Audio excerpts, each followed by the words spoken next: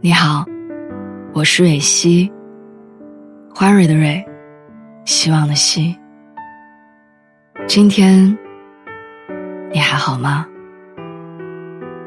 我在北京，祝你晚安。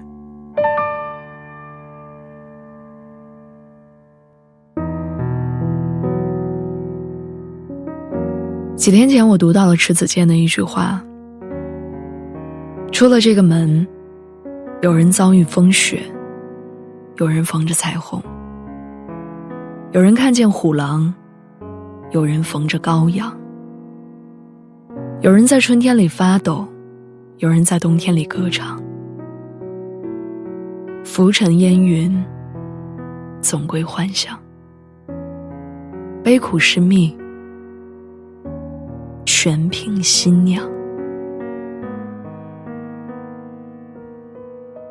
昨天打车回家，上车报了目的地之后，我就一直低头看手机，直到出租车师傅用怯生生的声音问我知不知道怎么走，我才抬起头。这个对路况一头雾水的出租车司机载着我驶入了一条因为修路而封了1年多的长街，而这条街根本走不出去，只有倒回上车地重新出发。刚想发火，却发现他是一个比我年纪还要小的男生。放在方向盘上的双手因为紧张而不受控地抖动着，我的心一下就软了下来，指挥他倒车，才重新出发。原本10几分钟的车程，那天花了2倍时间。一路上，我听到最多的一句话是对不起。临下车，这个年轻的出租车司机告诉我，这是他第1天上班，而这一整天都特别难熬。他说什么也不肯收下我的车费。车辆扬长而去的时候，我也长舒了一口气。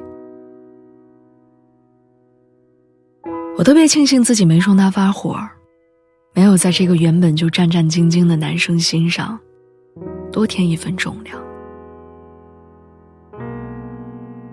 这让我想起了之前遇到的一个的哥，当时他被车辆和人群环绕在马路中间，他的出租车大灯已经被撞碎了，旁边停着一辆后门内凹的奥迪。这个的哥就蹲在自己的车旁，抽着烟默默地等交警。烟没抽完，交警也没来，他却猝不及防地嚎啕大哭起来。他用左手紧紧捂住额头和眼睛，然后突然抬起夹着烟的右手，抽了自己一个嘴巴。那一巴掌抽在他的脸上，却意外的抽哭了我在内的很多人。我不是很懂车辆事故责任的划分，也并不知道这个事故对于他来说意味着什么。可我隐约觉得，也许这个普普通通的男人身上担负着整整一个家的重量，那份责任和担当容不得闪失，更经不住这样的意外。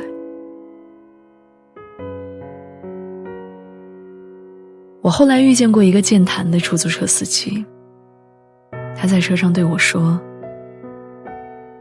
你看呐，我们跑出租的都得学会认清好车坏车。我就常常带着我儿子出来认车，他才7岁，但已经知道啥是好车了。以后逢着好车，我就知道离远点儿，跑慢点儿，别给人家撞着。这段有点心酸却又有些幸福的话在我心里生根，生成了一个很美好的场景。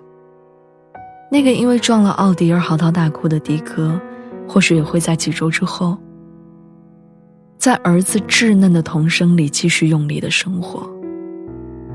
而那个对路况茫然无知的年轻男孩，也一定会很快地熟悉并奔走于这个城市的大街小巷。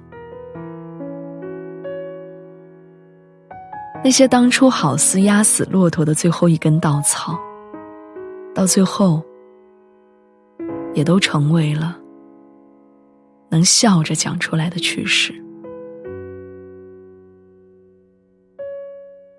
在这个世界上，有人为了没买到的限量款而沮丧，也有人因为买到了特价菜而感到欣喜。有人抱怨着母亲的唠叨，却也有人凭借一张褪色的照片怀念着母亲的容貌。有人一生平凡碌碌无为，也有人如浮萍漂流，随风荡漾。不论你为了什么而生活，生活都像是一场没完没了的清苦，可也总给予我们杂乱琐碎的甜蜜。那些美好的、不美好的事物，都将成为